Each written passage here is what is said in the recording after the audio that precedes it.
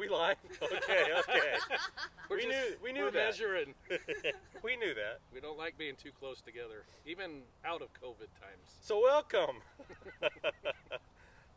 garden guys and gal here, and we said we were going to do a live, and what we're going to do is we're going to talk about pruning, just the basics. We're not going to talk about, throughout this month we'll be talking about different plants and how to prune them, but this one is just going to be a general pruning practices, how to make a cut, what kind of cuts, what kind of tools, those types of things. Yeah. And today we're missing Cody.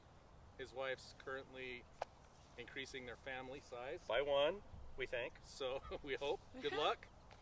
So that's cool. So congratulations to Cody for a new baby sometime, probably today. So what we're going to do is we're going to kind of rotate in and out as the group. So Sheridan's behind the camera right now. Hi guys. And then as we talk about different topics, we'll just kind of rotate out. So, because we don't have Cody. And that pre-thing was just making sure we're 6 feet apart. Oh, don't get too nervous. All right, I was going to start about tools. And I'm going to say this. If you've got more than one tree, get good tools. Spend the money to get a good tool. You can go down to the box store or anything and get a $5 set of pruners. They're worth $5, people, and that means Two cuts. what I call them is annual pruners. They're good for annuals, and that's about it. Don't try to use them on your tree. So go ahead and spend the money you need, and I'll show you some that I like. JD's got some that he likes, and we'll just talk a little bit about them.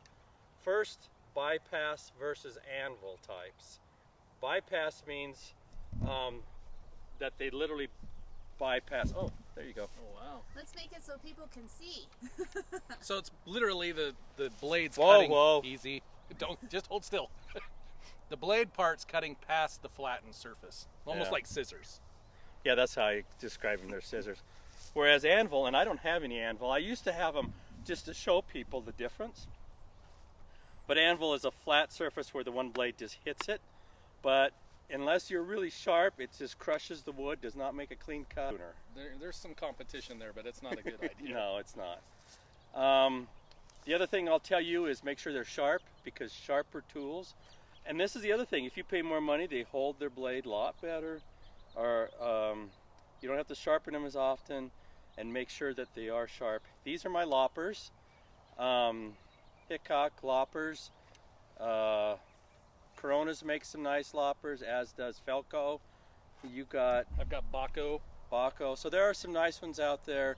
And I just want to say, it doesn't really depend on the brand. It's usually the price.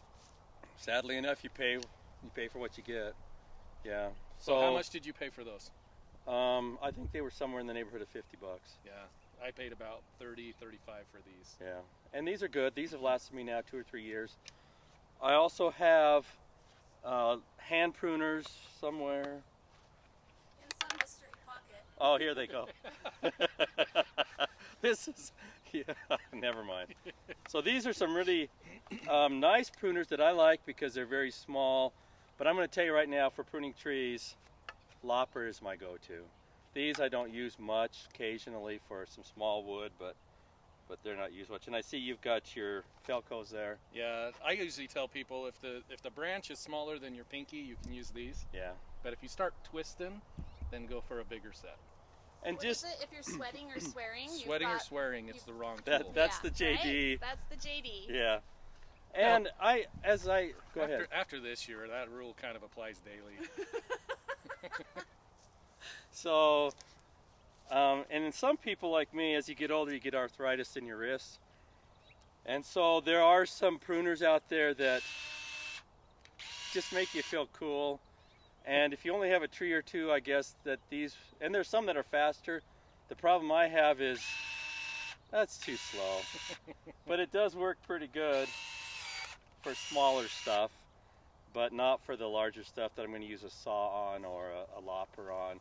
So just keep in mind there are a number of brands that'll do this.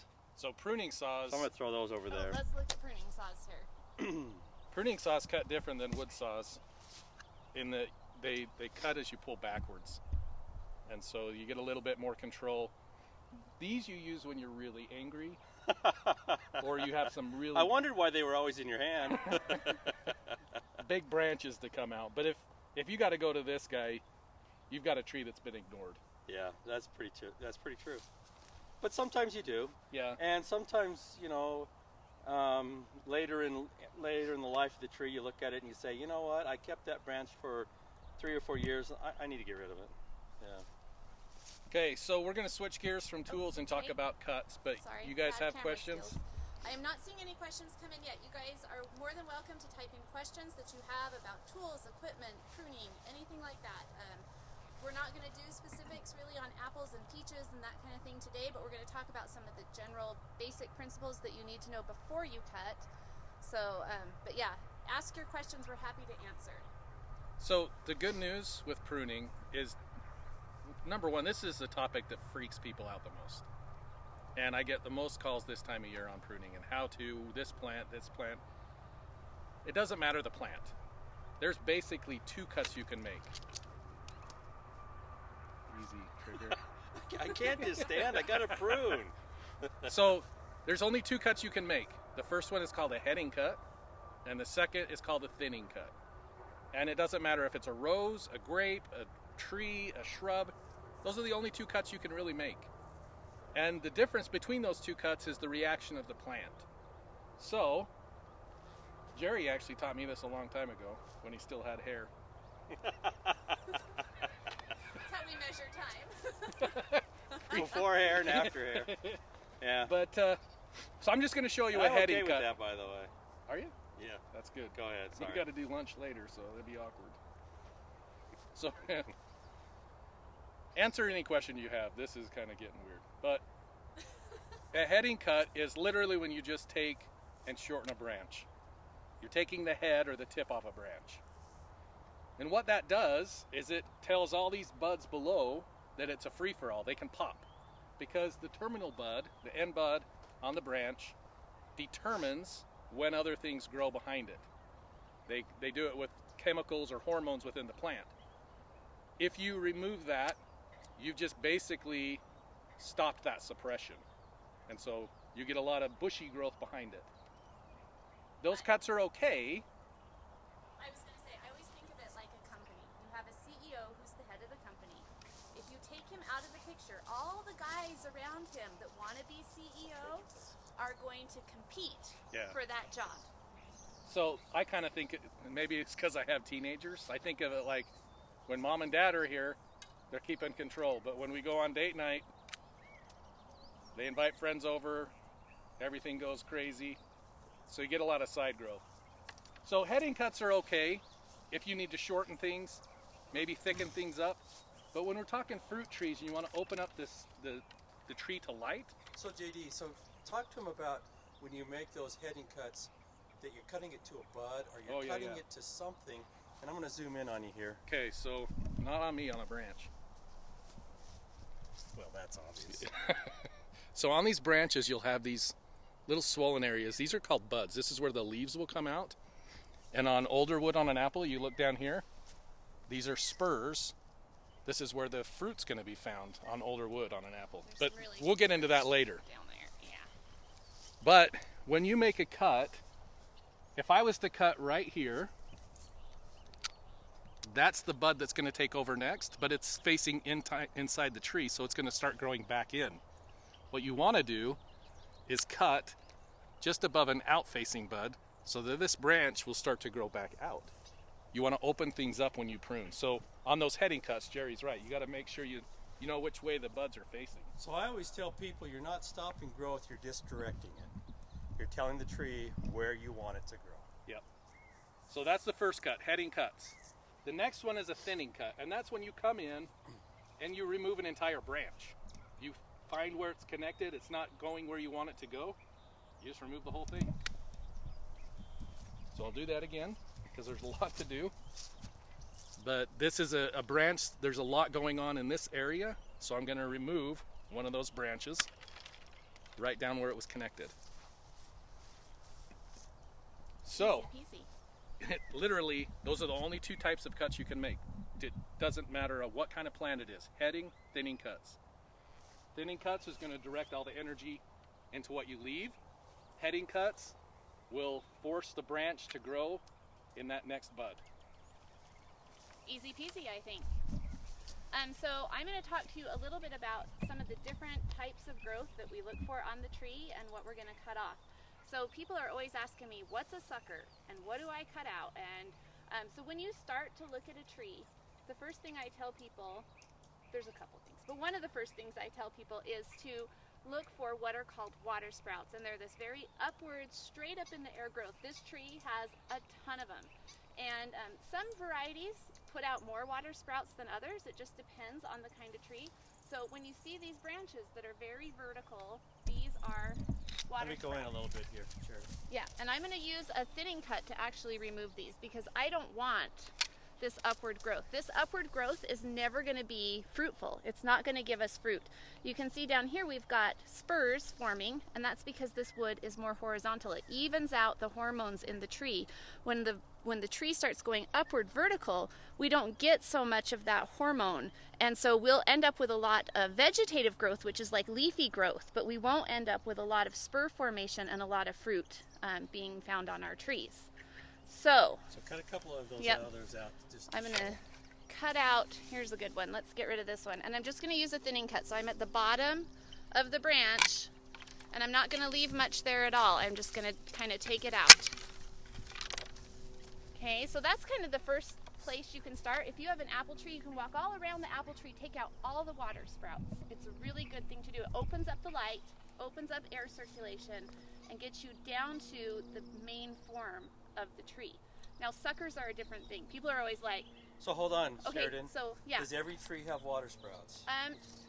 Not necessarily. Every plant have water sprouts. Not every talked plant. About the pruning cuts. Not every plant, but the same principle applies with peaches as well. That upright growth is not going to give you the same fruiting potential as you will get with some of the more horizontal growth.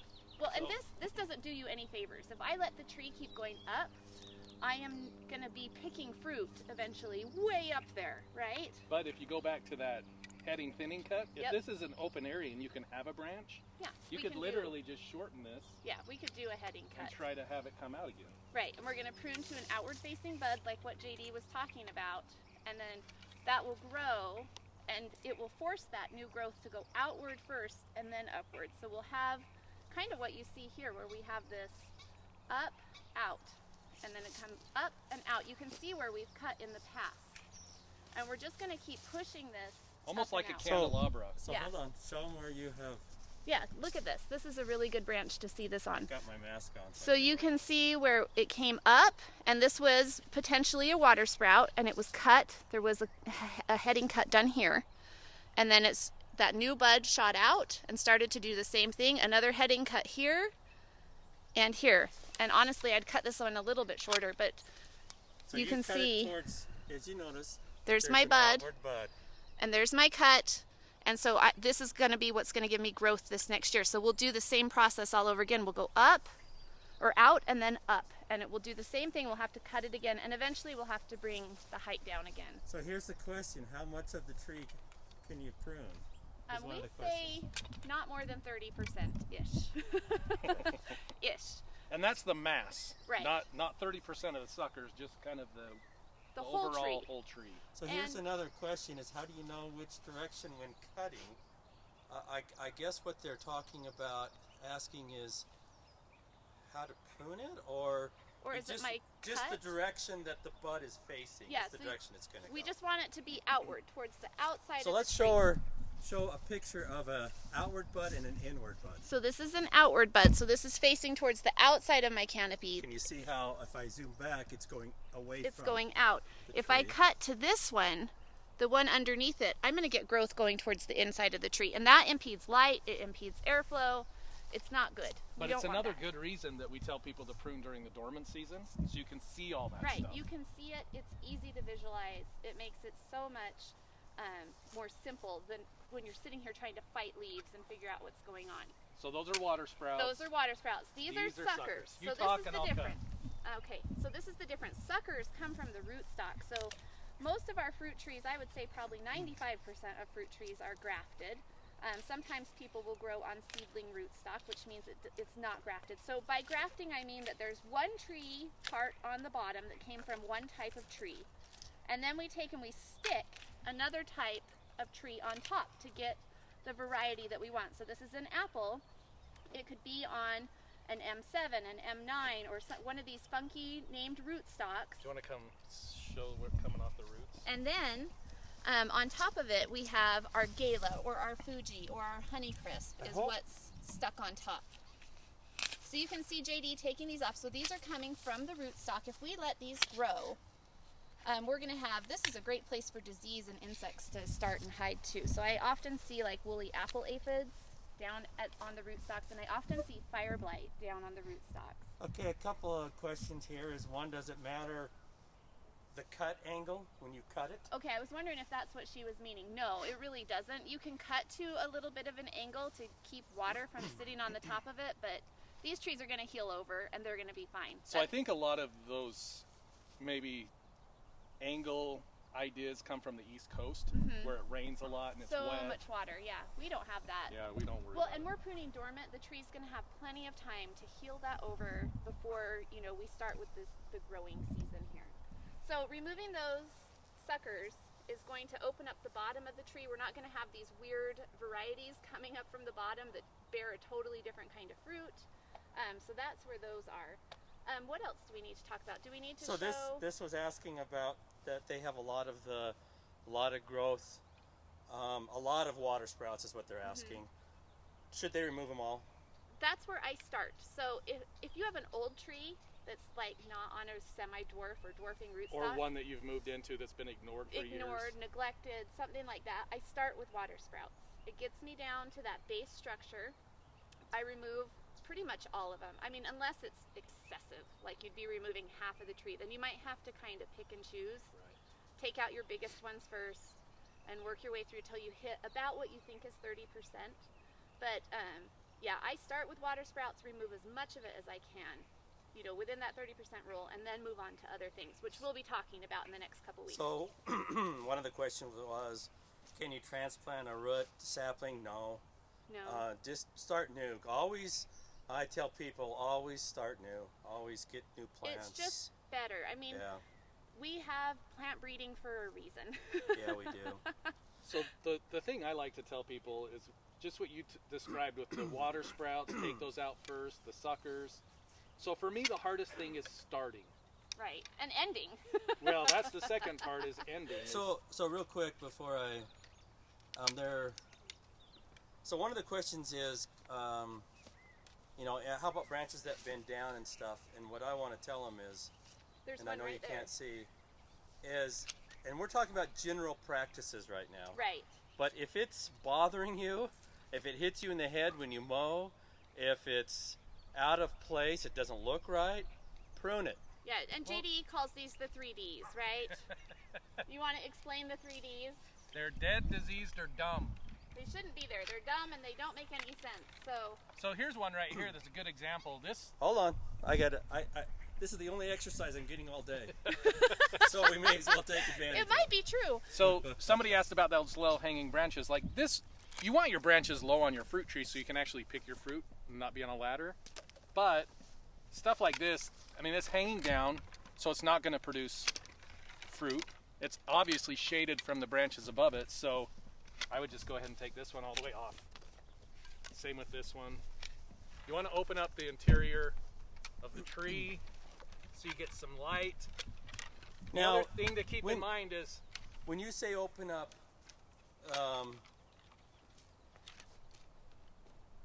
so think of what I was going to ask is, or what I was going to say is, it also depends on the plant. Right now, you're planting you're pruning an apple tree, Right. which you want to produce. But if this was an ornamental tree, Totally or different.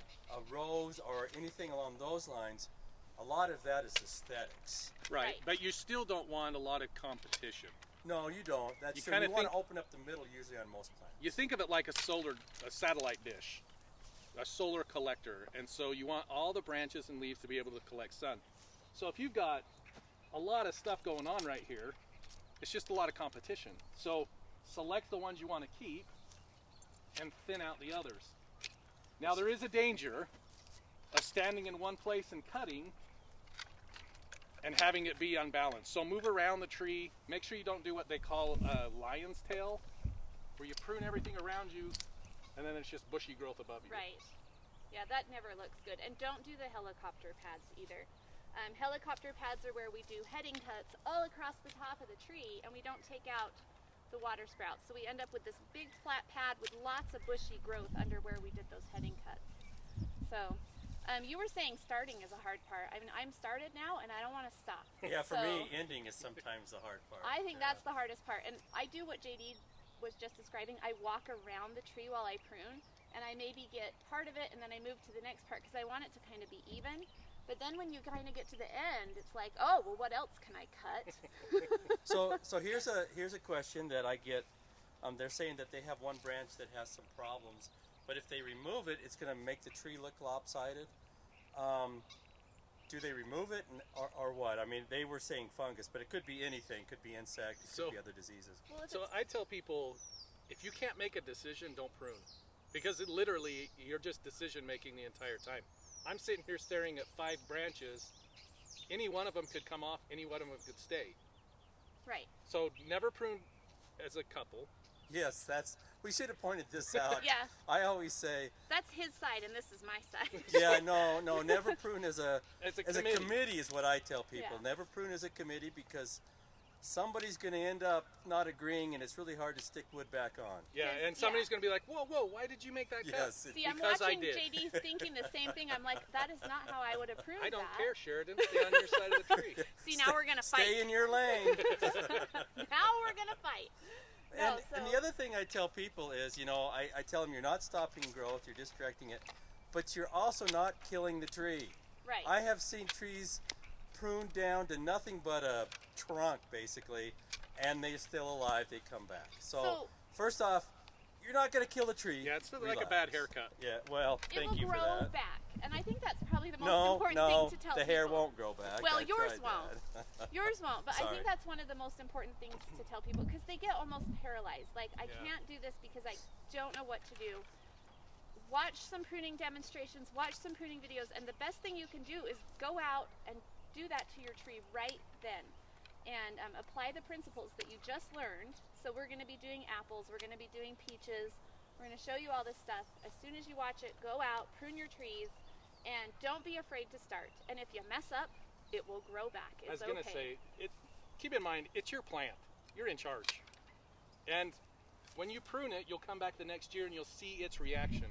And you'll be able to say, oh, I'll do that differently. So, Right? yeah, don't let it freak you out. Don't get so worried about it, and The just other give thing, it a go. one of the other things I've told people is, go drive down to either Utah County or Box Elder and look at a pruned tree. Yeah. Look at it just on the side of the road, Stop get your and check it out. get your binoculars out and look at the trees, and they're pruned pretty heavily. Yeah.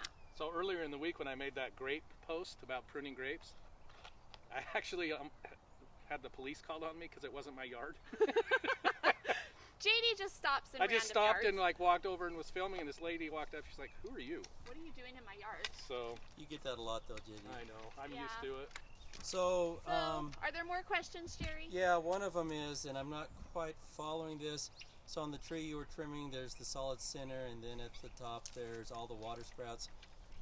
And then I can't read any more of the question because So this is not my specialty. Here, switch me. we're still waiting to figure out what it is. So, on the tree you were trimming, there's a solid center, and then at the top there's all the water sprouts. Can you just cut the larger branch at the bottom? So, So the she's water talking- sprouts, the water sprouts are through the tree. But yeah, we could cut. We could go in like this. Oh, geez, I'm not tall enough. Betty Jo says we're welcome to come and use her tree as an example anytime. So I just cut Oh. that. It's growing straight up. Did have some spurs on it, but with one cut I've eliminated 1, 2, 3 problems. And that's okay. And you can take down a larger branch. Don't be afraid to do that either. And watch JD struggle. Well, it hit me in the head. That almost was a swear. You can't swear. We're live. I didn't. That filter's getting better. All right. I'm not seeing any more questions coming in, you guys, but we will be doing apples. We will be doing peaches. They will be coming up in the next couple weeks, so keep your eyes out for those videos because we would really like to make sure that you know what you're doing on some of these plants. Oh, there is one question. Shalini says, so they say pruning brings growth. Should we wait the longest we can so that we avoid frost damage? Is there a deadline for pruning? And we were thinking about talking about this, but then we didn't. So in Cache County right now, we still have a lot of snow on the ground. It still freezes at night. But apples are really cold hardy. So you can start on apples and pears and grapes and be okay. You usually wait until the coldest part of winter. So usually February is when the professionals start. Right. But you can prune clear up to when it starts to leaf out. Right. And then, so you do your apples, your pears, your grapes, and then we move to stone fruits. We save those ones for the last because they are a little bit more tender when we prune. It kind of, like you said, it tells them to grow. When we prune, we're teaching the tree that we want it to grow, sending that signal. But with peaches, they'll wake up and they won't be as cold hardy as an apple or a pear will be. So that's why we save peaches for the very end. So yes, you can trim your apples now. Kimberly says, I need to prune my younger apple trees and I'm so nervous. You know what? There are some great resources online. Look up USU apple pruning and it takes you through. There's a great fact sheet on apples that will take you through how to prune a younger tree. It's not so bad, you just need to set your main scaffolds. So very easy to do.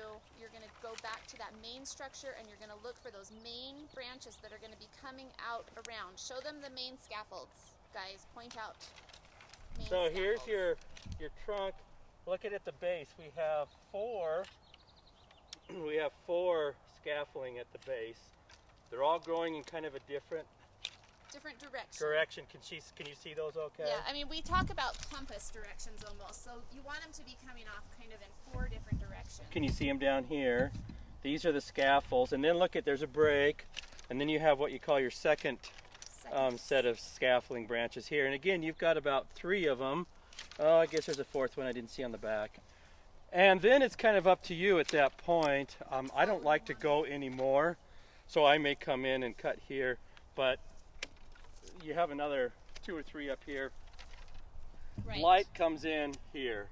You see this break where it allows light to come in and penetrate the canopy on all of these, and that's why we're going to come in and cut them so that they're going out so that light can penetrate.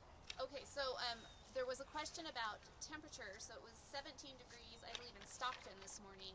Should they prune? And the answer is... Well, the first thing they should do is move. No. I have family that lives in South Rim, so I get it. Yeah, 17 degrees is not too cold for apples. No, I wouldn't worry. Apples and pears, I would definitely go ahead and prune. Grapes. So on new grapes, trees, raspberries. Yeah, on new trees, the scaffolds that they have to choose from are terrible angles. So what can we do to fix that? I've done a lot of work with this, but you guys Go ahead. answer Here, if you want. I'll start reading questions. You'll start reading questions. So as far as This is a new venture for you. Who, me? Yeah. As far Reading as words? poor branch angles go, you can weigh them down and change the direction of the branch very easily. You can take and put like a nail or a staple down in the ground and take some string and tie it down and change the direction of it while it's still young, like a very young tree. You can do this too.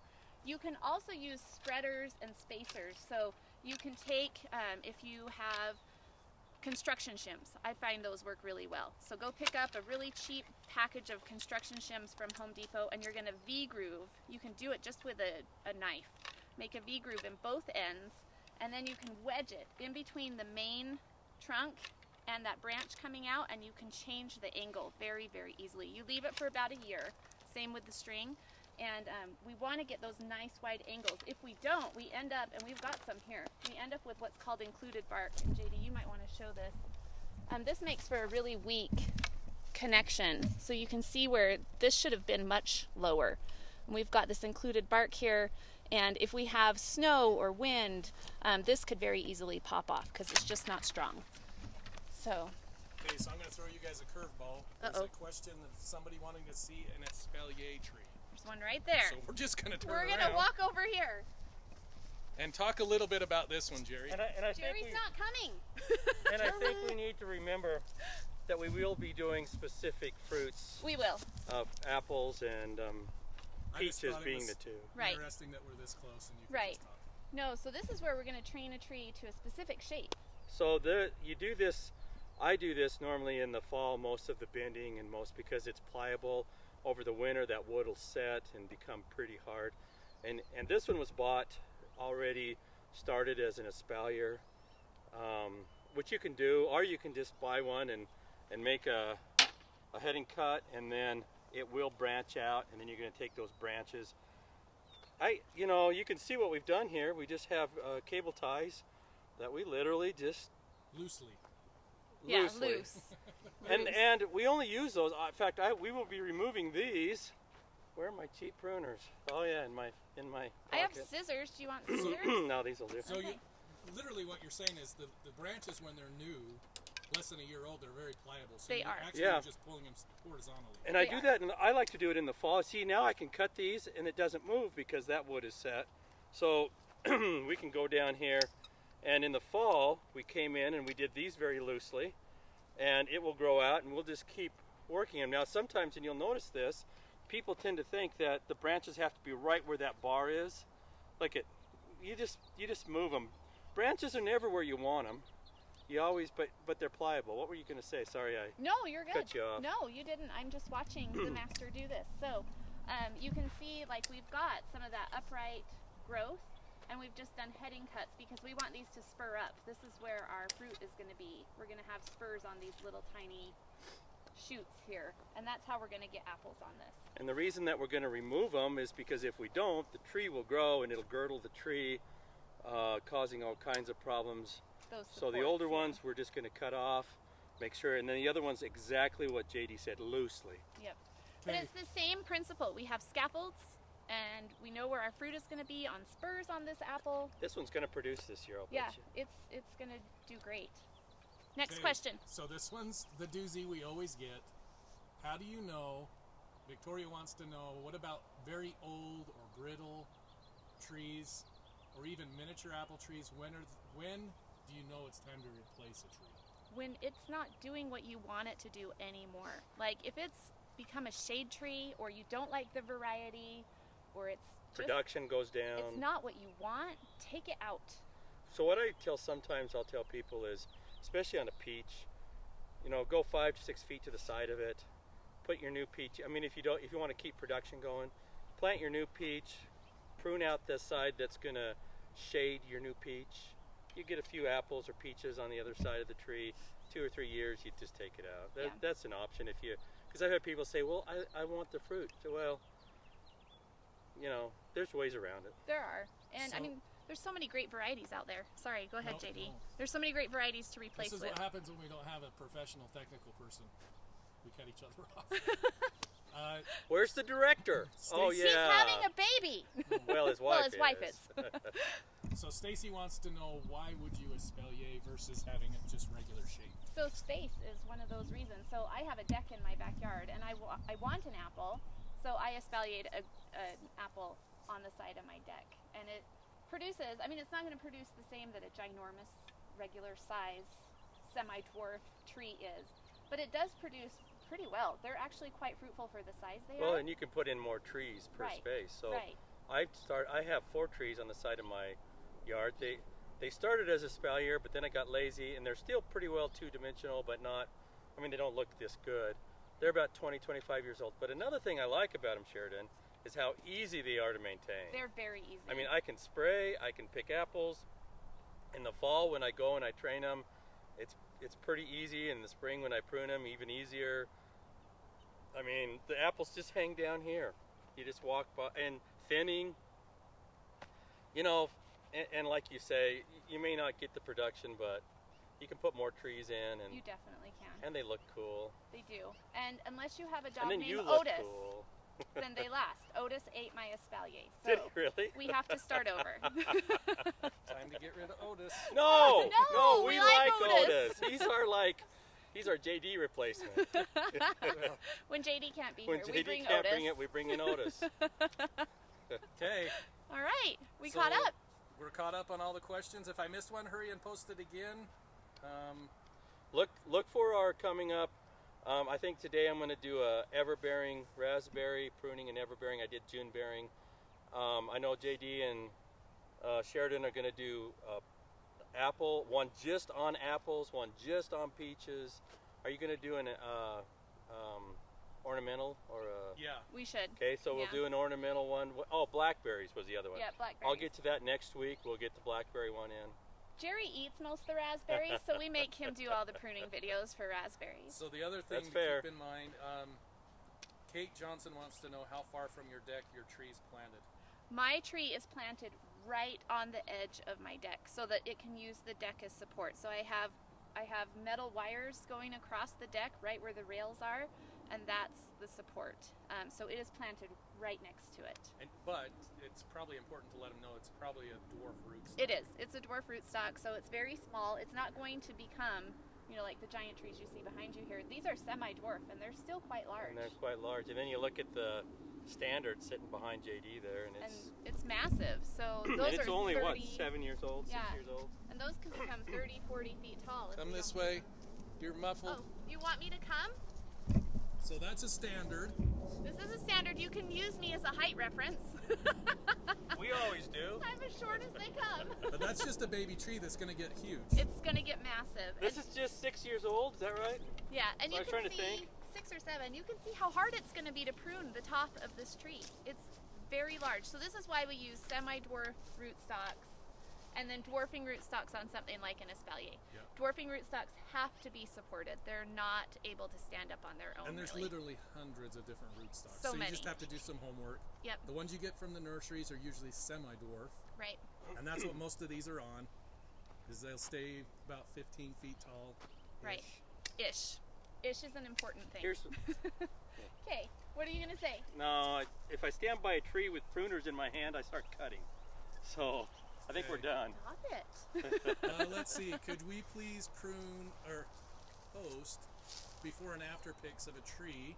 We as will. an example? Yes. We will. As we prune, we will definitely do that. We're going to do this whole orchard, so we'll try and get before and after photos for you. It's hard to see sometimes in a photo, but we'll do our best. And I'll do that for grapes today because Okay. I promised earlier in the week that I would. Yeah. So when we're done, when we shut off here, I'll just hurry and prune a grape, and then we'll do like a before and after still shot. Okay. All right, guys. Thanks for watching. Watch for the videos that are upcoming, and we'll see you soon. Happy gardening.